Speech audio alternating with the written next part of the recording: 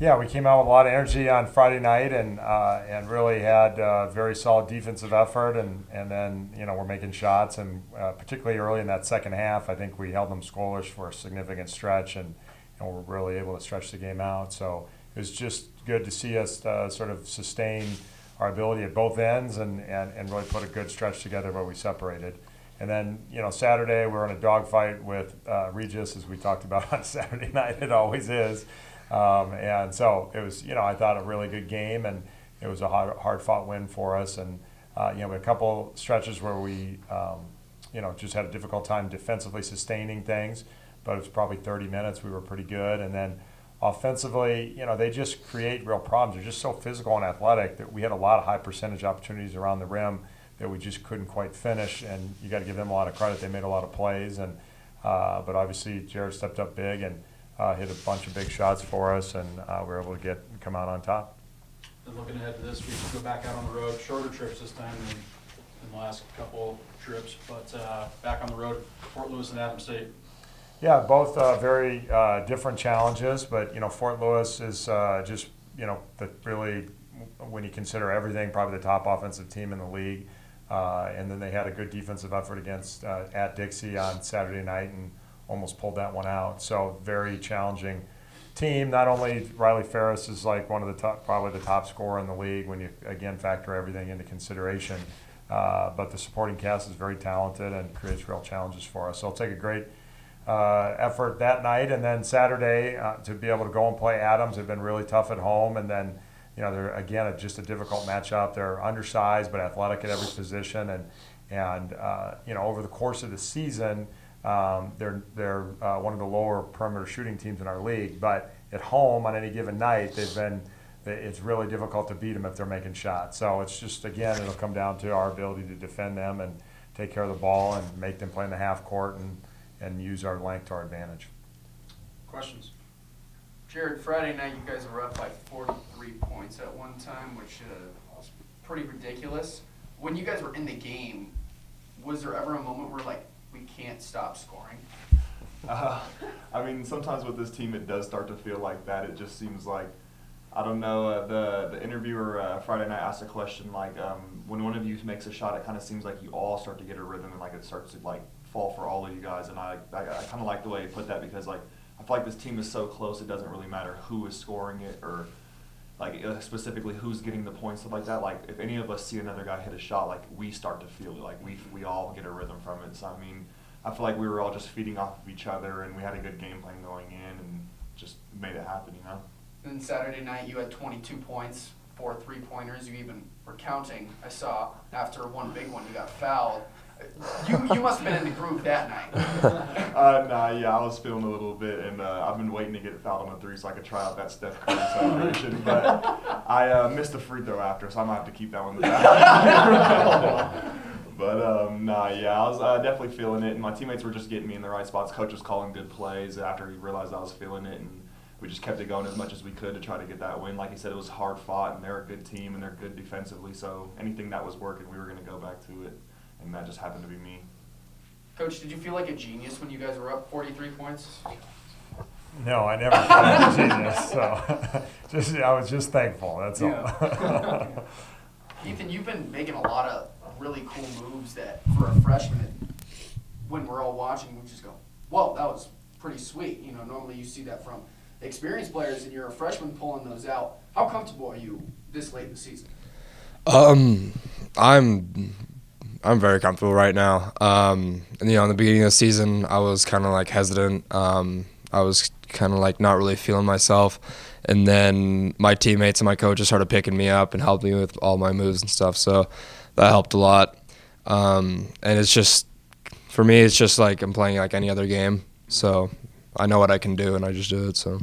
In your perspective, everybody has been talking about throughout the season just trying to click and just fit into the right chemistry and structure that Coach DeGeorge wanted to implement. How do you feel that the team is doing that right now?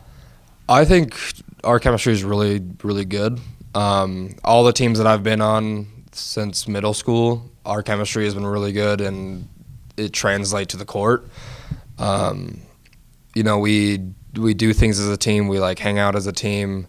and it really just helps in the court. So. Coach, this weekend's huge for you guys. The teams ahead of you in the RMAC have clinched an RMAC tournament spot. You guys have yet to do that, and it's all road games. 2-6 road record. Has that been on your mind, that record, or has the last road trip, obviously the win against CCU was big, and what is the mindset going into Fort Lewis and Adams State? Yeah, I think the road thing with this team is a little misleading in that we've played really well in segments on the road. Probably our two best games of the year were at Black Hills and at Dixie. We didn't win either game, but we were certainly in position to in both circumstances. So it's not that this group hasn't played well on the road. Are just, if you look at the teams that are in the tournament and look at who we've played on the road, they pair up pretty well. So, we've had a little bit of an easier schedule at home to this point than we have on the road. And so I'm confident this group will go and play well on the road. It's just, what we've seen all year is just a little bit of inconsistencies. And when you're at home, you kind of get out of a bad rhythm and stay in a good rhythm just a little bit quicker or a little bit longer. And then when you're on the road, it's the opposite. And so it's still segments where, the first half at South Dakota Mines, we were kind of got in a funk and it was like a really bad run to end the half. We ended up being the difference in the game. And Westminster, we got tired and we were very not good those last 15 minutes of the game. And so there are segments on the road where we just really haven't been good enough. So it's just that ability to just be mature enough to just kind of hit that reset button when things are going bad and really sustain our energy and approach when we get a rhythm. But I'm very confident in this group. I think they'll go out and compete as hard as they can, and we're looking forward to these next 3 road games. In that Fort Lewis game, 105 points. It's kind of hard not to look back and think about that game here at Bronson. 18 made threes. Jared, you went 6 for 6 from beyond the 3-point line. Is that something that you guys take into this mindset? We know we can score against them. They're obviously one of the better offenses, but you guys outplayed them that night, and you guys put up that many shots. Well, I'll take it first, and then if you want to add to it. Honestly, I feel like it's a reset button. When you were just watching that film, like Tommy was playing on one leg, Ethan Richardson, we shouldn't have been playing him. I mean, we didn't know it at the time, but he lost 18 pounds that week with the flu, and he really was not able to be effective physically, even though we appreciate him giving it a try. But and then, then we hit 18 of 23 threes on the other side of it. So to me, it's like that's a completely irrelevant thing. We're not going to hit 18 out of 23 threes again. And I think those other 2 will be way more effective than were the first time. So I think it changes the matchups, changes everything about the game. And so we'll see where both teams are, but we're excited about the challenge ahead. You covered that. Nailed her.